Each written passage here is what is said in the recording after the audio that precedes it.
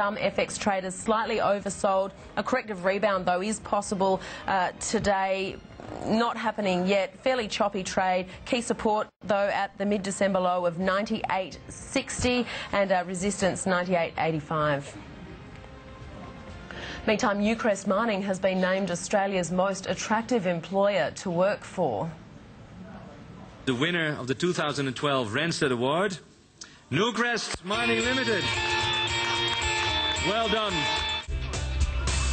The Randstad Award is determined by the public through a survey of 7,000 Australians who were drawn to Newcrest for a range of factors.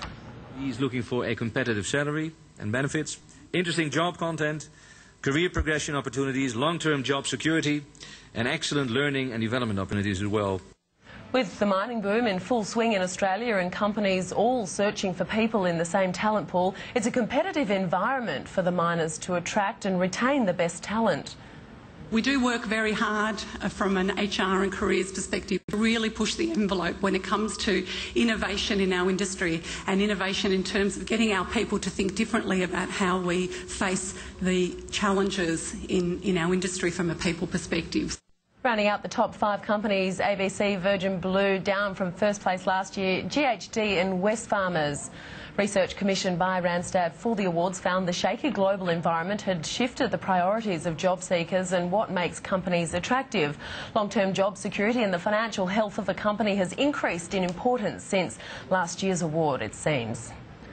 Well, to discuss this win and how the miner managed to take the top prize, Debra Stirling, Newcrest's head of HR, joins us now live from our Melbourne studio. And Debra, a very good afternoon to you. How would you describe the complexity of the talent challenges you actually face in the mining space? Well, I think it's extremely competitive and it's very much a global environment. So we're competing for people along with miners in most other countries around the world. So it's certainly very competitive, keen to find the right people. There are certain skills that are very much in demand, like mining engineers, metallurgists, mechanical tradespeople. Very difficult to find geotechs, yeah, we're searching every day for good people, and of course it's really important to retain the people that you have. What about the talent shortages? How chronic a problem is this, and how great a risk is it, I guess, to the business?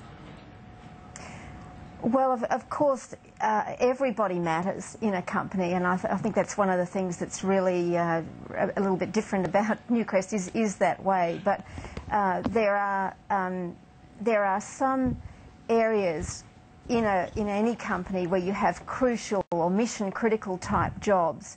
And some of the ones that I have mentioned are mission critical, and we really do need to be on the ball to make sure that we don't have shortages in those areas. Is it true that because of the shortage of skilled and experienced candidates actually out there, that much of the industry's local recruitment method is by poaching? What are the short-term and long-term implications of this? Well, it's not. I mean, poaching only gets you so far, and all that leads to is an escalation of wages. So it's really about, when you find people, you need to be able to retain them. You need to be able to develop people. So growing our own is really important to us, making sure that we can take our people, train them up, give them the skills that they need, encourage them with managerial leadership skills so that they can progress in their career. And just also working with educational institutions in Australia and overseas to try and encourage them to develop the sort of people that we need, to put the courses in that we need, scholarships and the like, to make sure that we can encourage people to come through. And of course diversity is part of that too, remembering that we need people from all backgrounds, women, people from international countries, whatever it is. We need a diverse workforce that thinks differently and helps us to be an innovative and creative employer. Debra, Randstad says that during competitive times employers pursue job security in a company that is strong financially. In times of prosperity, however, they say workers judge a job on salary, benefits, work-life balance and atmosphere of the working environment. Job seekers recognised you for your competitive salaries. Are wage demands still rising out there? Oh, they are, certainly are, yes, particularly in the mining sector. But wages are only a very small part of it at the end of the day.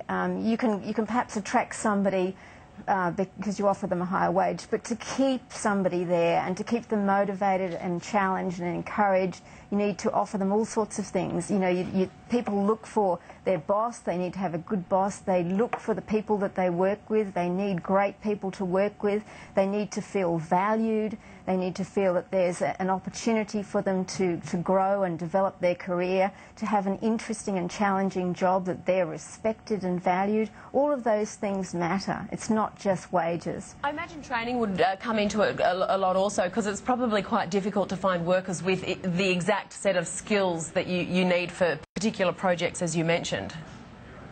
Yes, that is true, and it is a big challenge for us. We invest a great deal in training and development of people, and that's continuing to accelerate as we realise the importance of, as I said before, growing our own people. So we do invest a lot of money in our people, making sure that they have the skills that we need. And of course the environment's changing. There are always new technologies, new ideas, and to be able to encourage people to utilise those ideas, to think of new ideas, think of new and better ways of doing things all the time, you need to skill people up. So we do put a lot of effort into that. What are some of those new and better ways? What sort of innovative talent strategies are you currently putting in place?